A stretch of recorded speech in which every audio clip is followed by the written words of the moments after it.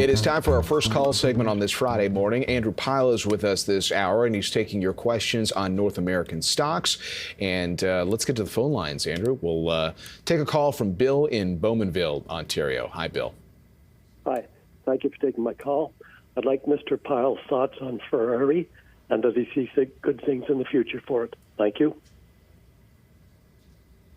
Yeah, great question, Bill, and very timely, too, in the wake of the auto tariffs that were announced this week.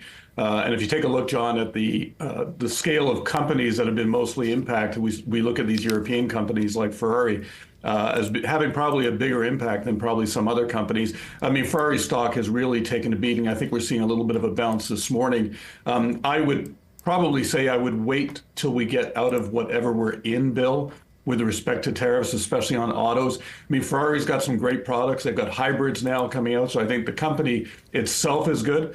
But in this environment, the declines that we've seen in the price, I wouldn't be catching a falling knife at this point. And the one thing that's always interesting with Ferrari, in my opinion, Bloomberg's done some analysis that technically they could sell more cars.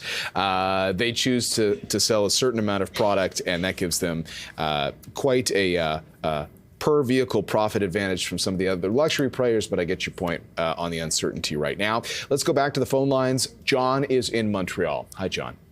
Good morning. I'd like to know about HHIS on the TSX, please. Okay, HHIS.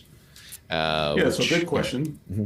This is a covered call ETF, John, and there's a number of these out there. Covered call strategies basically on a basket of stocks. Let's just take Canada, for example, high dividend paying stocks in Canada. You put a basket together and basically you're writing call options and rolling those over.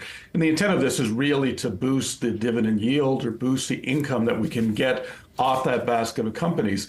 Thing to keep in mind, John, and the thing a lot of people look at these and say, well, this is great, is, have my cake and eat it. These will move with the market. This particular index is down this year. I think 52-week low was hit just a couple of weeks ago. So these can be volatile, but they're really designed for those investors that just want to boost income, but they're still taking that market risk. Okay.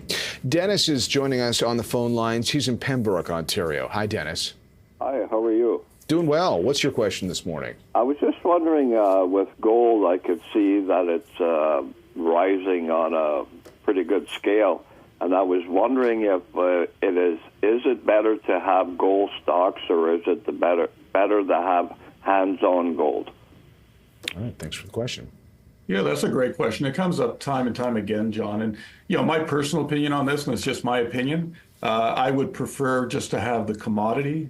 If we're buying gold as a preserve of wealth, if we're buying it as a hedge against inflation or even a hedge against volatility and market uncertainty, I would prefer to have the physical gold, which we can do with ETFs, for example. When we start looking at gold companies, it's not to say that they're not going to do well. I mean, look, a lot of the Canadian gold companies have done extremely well, but you've got to keep in mind other things like costs. If tariff wars are going to escalate costs for a number of these industries, that can actually negatively impact the stock price of that company, whereas gold could continue to go up amidst the uncertainty. So I prefer gold as a physical, John.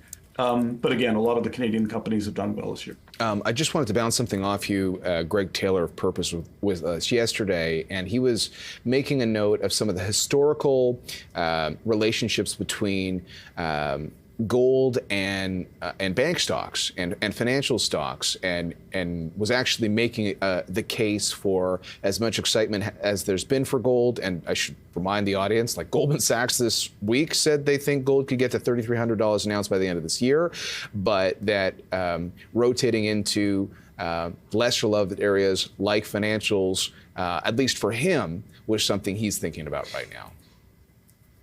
Yeah, I think relative value-wise, I mean, I would tend to agree that we've seen this massive pop. The problem with looking at gold versus anything, John, is we got to take a stab at what's going to cause gold to pull back, and we know what that's going to be. It's going to be when market volatility subsides, and no one knows when that's going to happen. So as long as we have policy volatility, and I'll add to that, John, geopolitical uncertainty. Gold is going to continue to rally, and we know what happens to, well, financial stocks. If we've got uncertainty, they're not going to probably do as well. So I get the point, and I think there will be a point where that relative value play comes in. I'm just not sure if we're there yet. Okay. And I guess with the situation that is, more broadly speaking, playing out in technology, I want to get to a quick email on a Canadian technology company. Tim in Calgary wanted to know what you think about Shopify. Curious to get your perspective on that one, Andrew. Yeah, I think Shopify is still well positioned. I mean, longer term, this company offers, I think, good value for investors.